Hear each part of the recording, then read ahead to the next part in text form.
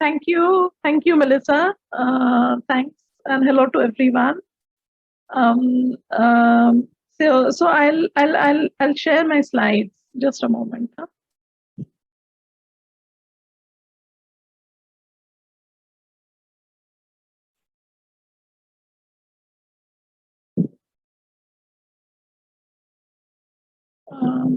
Y'all can see my slides. Yeah. Yes.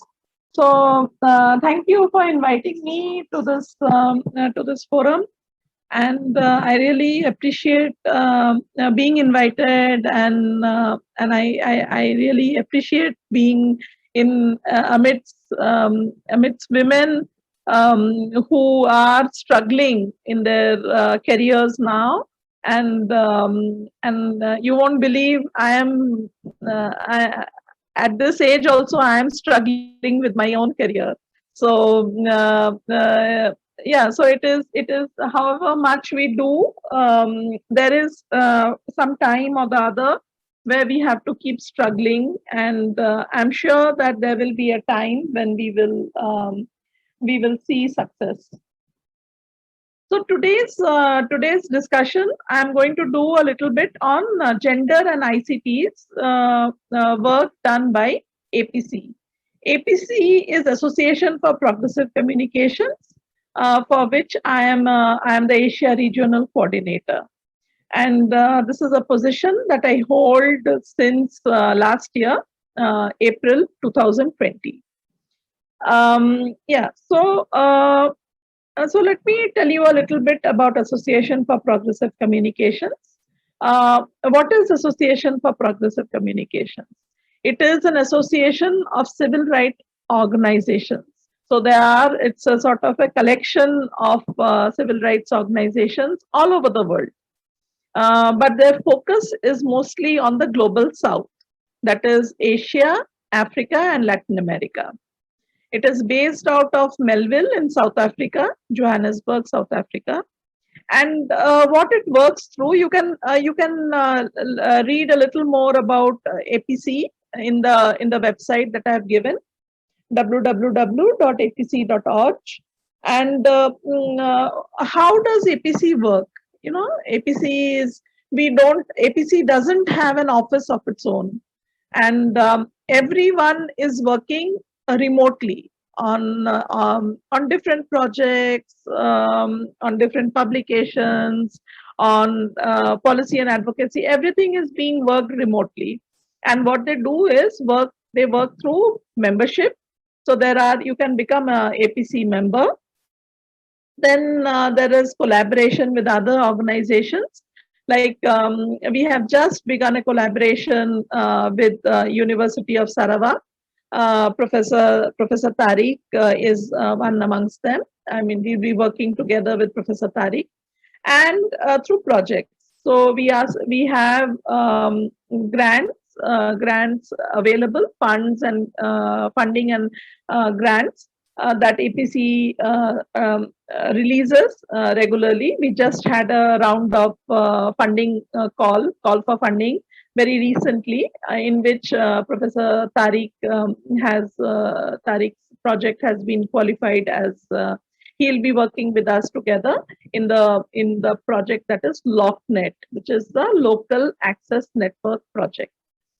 So when APC works with these membership organizations, collaborations, and different projects, then of course they also publish a lot. So you can publish a lot of reports, you can publish a lot of papers. These are all not papers in journals, but these are papers in sort of reports. So there are different types of reports that are published, and there is gender IT. I'll tell about it a little while later. So these are all publications. So when we work together with these different people from different parts of the globe, we also publish a lot. And what is the last or the important aim of all this work is policy and advocacy. So we do a lot of policy and advocacy in APC because, of course, because it's a civil rights organization.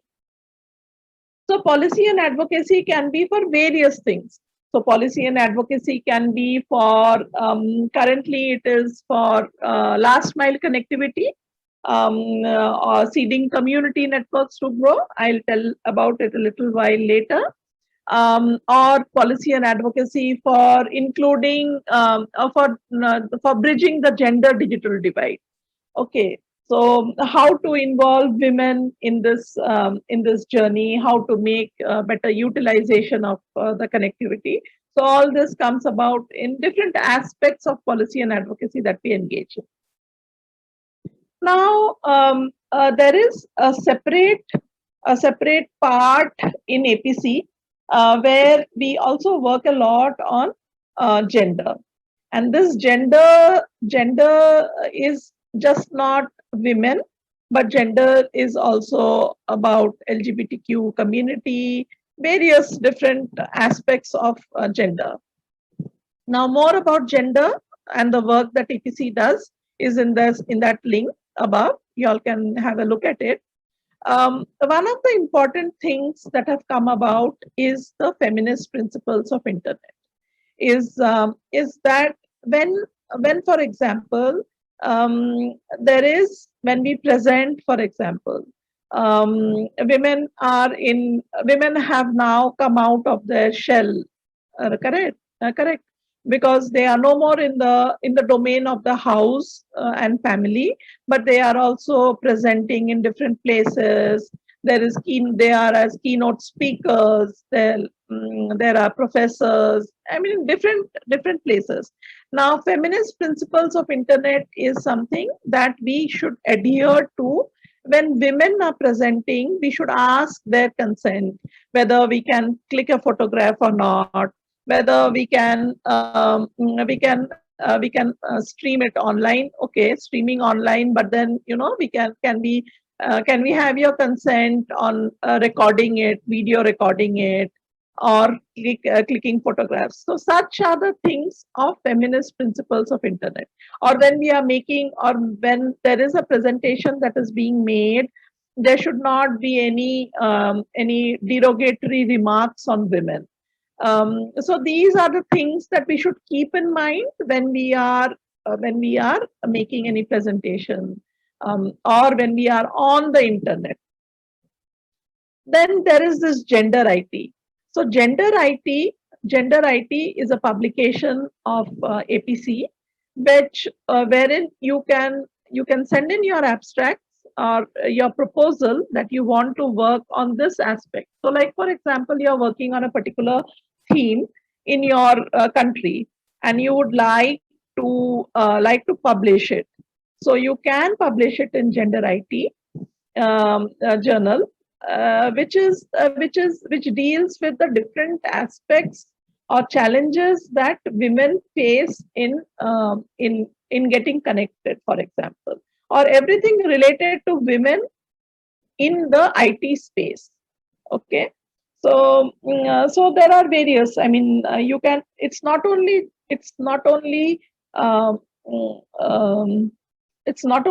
writing. It's like it's not in the form of paper, but you can also have, if you know how to draw, then you can have a sort of a comic strip or different things. You can do interviews with women from different parts and discuss. Then there are these gender rights. So gender work in APC also works a lot on gender rights. Like for example, why in the policy and advocacy or the policy discourse, why women, when there is a discussion taking place for bridging the digital divide, the gender digital divide, why are women not included in that discussion? Because it's a topic that is very relevant for women, and how to bring in the different approaches that women, or different challenges that women have faced for getting onto connectivity and utilizing the connectivity for the benefits of women. So, so these are the rights-based. So it's a rights-based organization. APC is a rights-based organization. Then the other thing is freedom of expression of freedom. So, like, if you are, they have worked on different types of slogans. APC has worked on different types of slogans for expression of freedom for women, LGBTQ community, and most of this work is done through projects and collaboration. So again, it's different types of projects, project funding is floated, and then we collaborate with different organizations all over the world, organizations from all over the world, in Africa, Latin America, and Asia, three of these continents. Now, in the domain that I work on, it's community networks. You can see a little more about community networks in this link that I have given. And what are community networks? So in the last mile, so if you think about connectivity, there is a first mile, there is a middle mile, and there is a last mile. The last mile is often the village, because that's the location where the connectivity has to eventually reach. But how often has connectivity reached to the villages? I mean, if you know about it in your locations where you are where you live, do you know of any location, or have your villages been connected?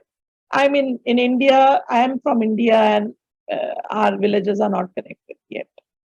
And so what we are proposing is that in the last mile, where there is no connectivity that is being enabled by the government, or the connectivity has reached to the nearest city or town, what we can do is enable or seed community networks to grow.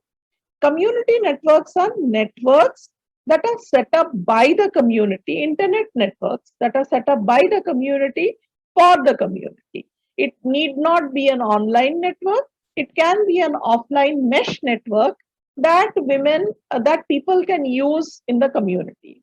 Women can use it in a different way. Men can use it in a different way. Youth can use it in a different way. School-going children can use it in a different way. So there is no so that is why community networks are also known as places where we don't have any gender division. So women are equal participants in the network. Not only women, if there are women, if there are people of other gender in the community, they can also use it in a different manner, or according to their needs in the community network that is seated. So we work a lot on this community networks. And in the community networks, what we work on are the three aspects. One is that relevance of technology for women. If you look at technology as such, if you are an engineer, how will you associate yourself with technology? You will associate yourself with the different devices that you use in your day-to-day lives. But what about a woman, or you think about your mother or your grandmother, who is not an engineer, and how does she associate herself with technology? And when you look at that aspect, you will see that your mother or your grandmother will be using the technology that is relevant for her. Like, for example, a radio. Radio is a technology that is relevant for your mothers and your grandmothers, because it's a technology with which they can connect. For us, you as engineers, or for us in the younger generation, for us, these devices like smartphones, uh, um, tablets, and various other things are very relevant. Laptops are very relevant for us. But for people who don't know about technology, about illiterate women, how do they associate themselves with technology? And this is something that we look at in the community network space, especially how women use the technology. Then the next thing that we work on is how do women use and utilize the technology based on their needs. So I have done quite some work on this, and I have seen that when we enable the connectivity in these remote villages, what we see is that women don't use the technology at all. It is only the men that they use the technology, because women are are sort of in the house. There is no time for them. They have to look after their children. They have to look after the when their husbands go out to the field to work. But there is no time for them to work to use the connectivity. So we look a lot into how women can use it effectively. And then entrepreneurship options for women. Like if there is connectivity, or not online connectivity per se, but it can be offline connectivity, how can women use this for entrepreneurship options? Like, if they know how to weave, for example, if they know they are doing some local art and craft, then how are they going to use it to sell it online in an e-commerce platform? So we have some of the Asia peers working on community networks. There currently I have just put 4 peers here, Serverlots in Baef in India, and there is Asorcom in Myanmar and Common Room in Indonesia. This year we have inducted 3 new peers for us. One in Malaysia, University of Sarawak. Professor Tariq is the principal investigator of the project, and one in Indonesia, which is going to be Kapal Perampuan, is the project in Indonesia, and there is one more in India that has been inducted this year. So if you look at all these community networks, how are they utilizing the connectivity for women? So you can see how they are. So, in Serverlots, I'm not repeating, but I'm generally saying Serverlots work a lot on women and technology, making technology usable by women. Then there is in Myanmar, they work a lot on entrepreneurship options for women, digital literacy training for women. Common Room uses it for digital storytelling, women engineers, developing women engineers in the School of Community Networks that they are currently working on. And BIF is working on e-Sakhis or e-Dosts as digital partners in the village or guides in the village. So these are the different things. Then there is just a little, I have done this research. When you look at gendered usage of connectivity, you see that, women use the connectivity much less than men use it. And the reasons are various, like, they share the smartphones, they are not able to go out of their home after darkness, they are digitally less aware about smartphone than men. I'm not talking about the younger generation, but the older generation. Then there are a lot of privacy issues regarding websites that they have visited. And of course, there is web stalking, unknown caller, missed calls, etc. So, one bad instance, the women withdraw themselves away from the technology.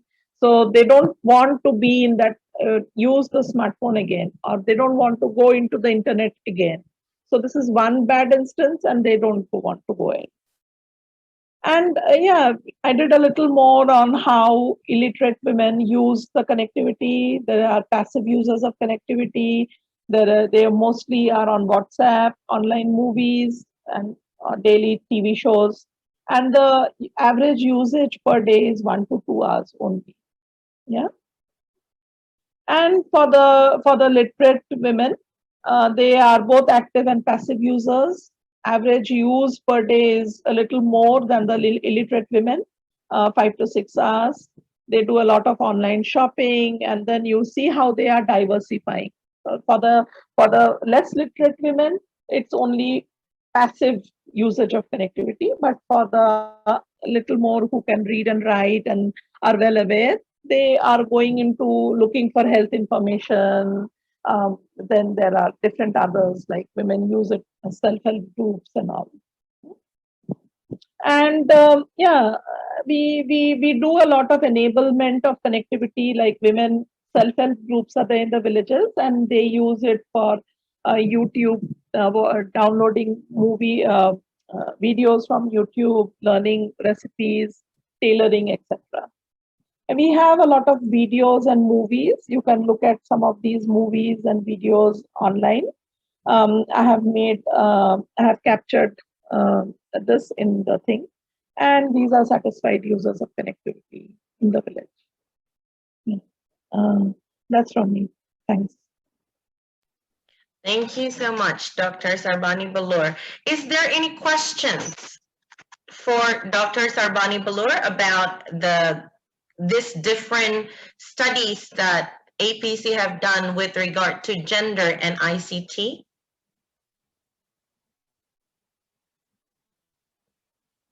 If no one from the participants, I have a question. I'm actually very interested to know, like most of the work that APC has done in terms of gender and ICT, is it like research, focus only, or do you do any, intervention programs to the communities, Dr. Belur? Yes. So we do a lot of interventions for the community. Like for example, if there is a tower, okay, like this tower that you see in this photograph. If there is an existing tower like this in the village, you think about that in your village. You not a tower, might be that you have something infrastructure that is already there and you are not using it.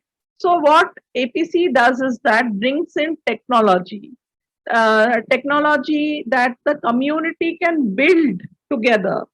So it is not that APC is the holder of the technology, but APC can tell that, okay, why don't you train women in these villages and tell them about connectivity? How do they want to use the connectivity in the day-to-day lives, and use the tower that is already there?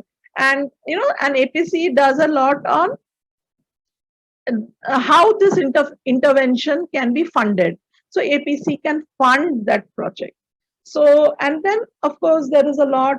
It's not only you working in Malaysia, but there is a similar person like you in Africa or in Latin America. So all three of you all will get together and you all will discuss, because sometimes it is discussions also help. So you get to discuss, you get to meet with different people in different parts of the world and see that everywhere there is the same problem, and how to react, how to answer those problems, how to work upon those problems is something that APC enables. Yeah. And sorry, I also have a question. Yes, please. So I also want to know that you're doing so much and it's so nice for these communities that you're bringing technology to them, but what is the level of acceptance from the women in these societies? Are they, do they receive it, and do they tend to be afraid of using technology? And what is your experience about it? And what are you doing to make them in a way more comfortable when it comes to the usage of technology? Yes. Thanks for your question. Indeed, a very nice question. When we seed community networks to grow, what we do is that from the beginning till the end, we are involving the community. The community is there. So it is not overnight that we seed these towers and everything, but it is sometimes it can take 2 years, 1 year or so, that you are constantly interacting with the community there, asking them, see, when we go into the community and we tell them that, okay, we will connect your village, people don't know the importance of the work. So what we do is that we get a funding. We have got this funding from APC, for example, but 2 years before that, this tower, you see this tower on the photograph, it has come up after 3.5 years of interaction with the community. So it is, and in these remote villages, and please don't be scared that if one village is, it takes you 3.5 years to interact and set a community network. I mean, it's a long process. Please don't think like that, because once you have set up the tower in one location and you have seeded the community network to grow, you have enabled services within the village, then it is very easy for the word spreads very soon within the village. I mean, to the adjacent villages. So now the other villages also want to come up and they say that please come, we will also want to see the community network to grow. Now, when we go into these communities, we often look at focus our when we have these discussions, we focus our discussions a lot on women, because we want the women to be not only to use the technology, but to be an equal participant in bringing about the technology into the village. So for this, what we do is that we go into these interaction meetings and all, and then we go into a 3 to 5 days of training only for women. The photographs that you see on the side, on the right-hand side, is training women, and the list of videos that I have shared, you will see over there that there are photographs where we have just trained women. And when we train these women, we are not training them on that how to use the connectivity. We are telling them what is connectivity, what are the different aspects of connectivity, where do they want to set up the access point, for example. Like, in our training, they say that we would like to put up the access point near the village, near the water, near the well, where we draw the water from the well. That's the place where we want to set up the access point, because that's the location where we start socializing with each other. So women become an equal participant in this journey from the very beginning till the end. And the end is not the end as such, that's not a roadblock. You think about it as an end for that village, but it is a beginning, a new beginning for the next village. So at the time when we seeded the community network to grow, only 2 women had smartphone, and the number of smartphone in the villages in that village was only 5. And by the time we set up the community network, and we have not enabled connectivity, online connectivity to the people in the village, we have just set up online connectivity only at one location, and the rest of the network is an offline mesh network. Even though it is an offline mesh network, now most of the women in the village have smartphones. So, they have started using it for their own day-to-day needs. And that's the focus.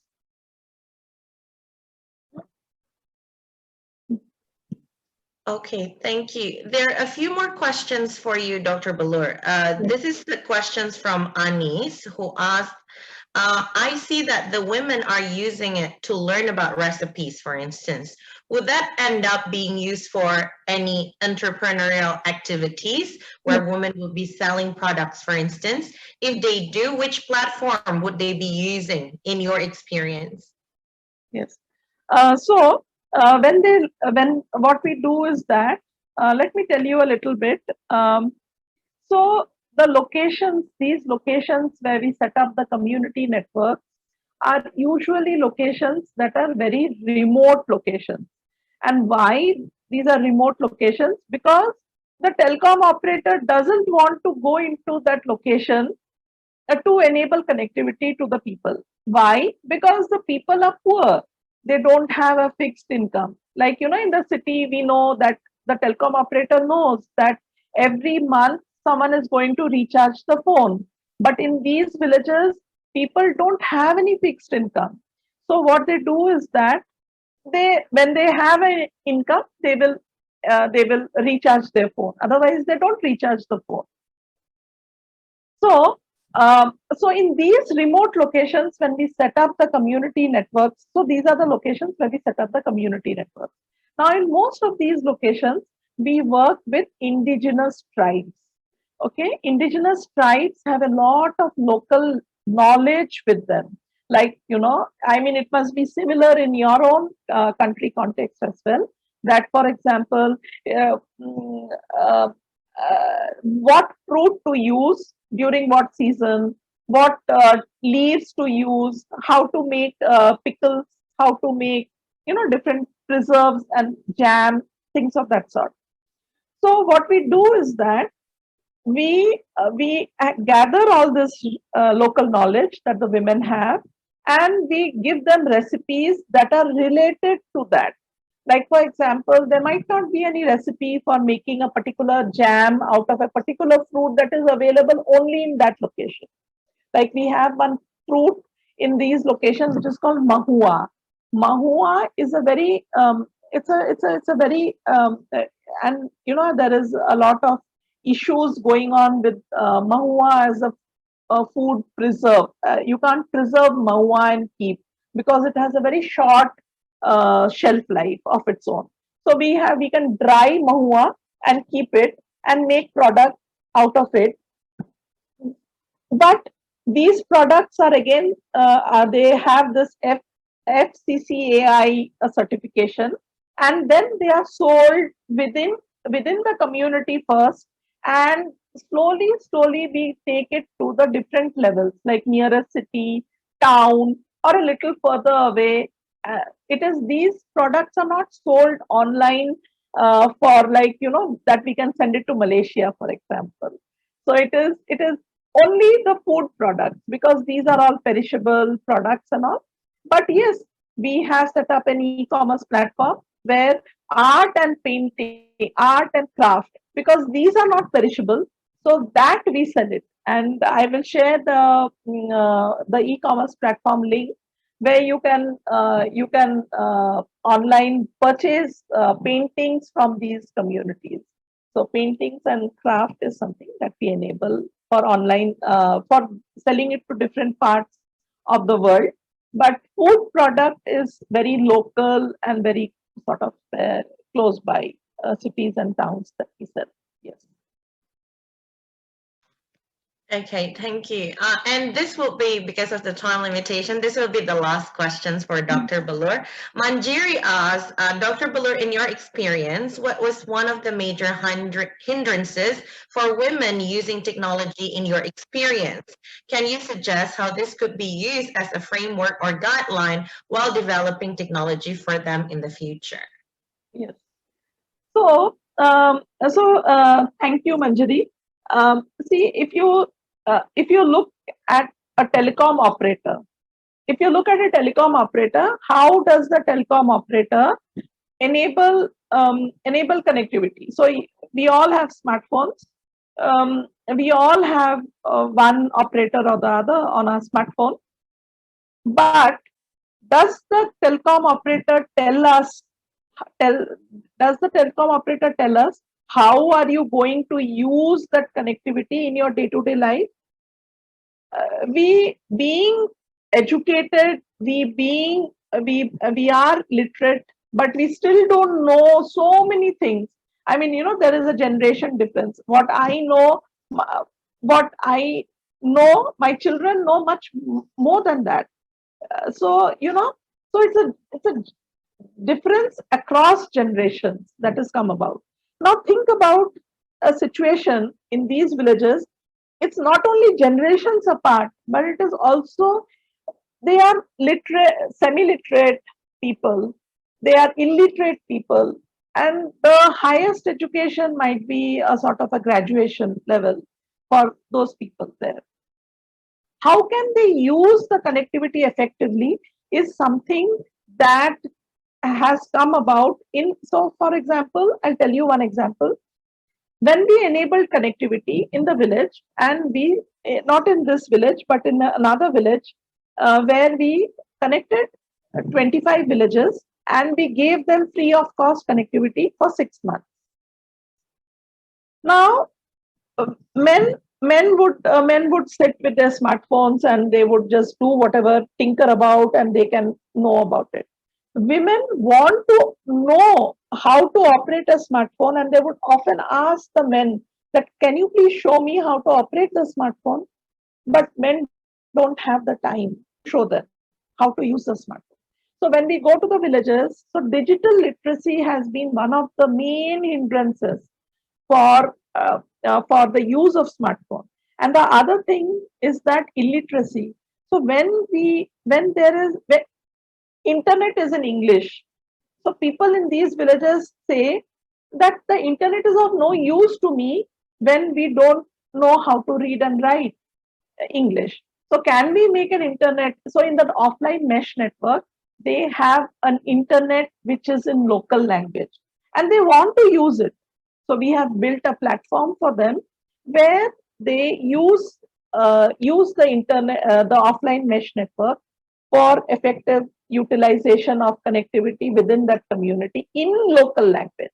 So I would say these are the two things. One is digital literacy, and the other one is internet in local language is very necessary. And I think those two can be models for developing technology further on.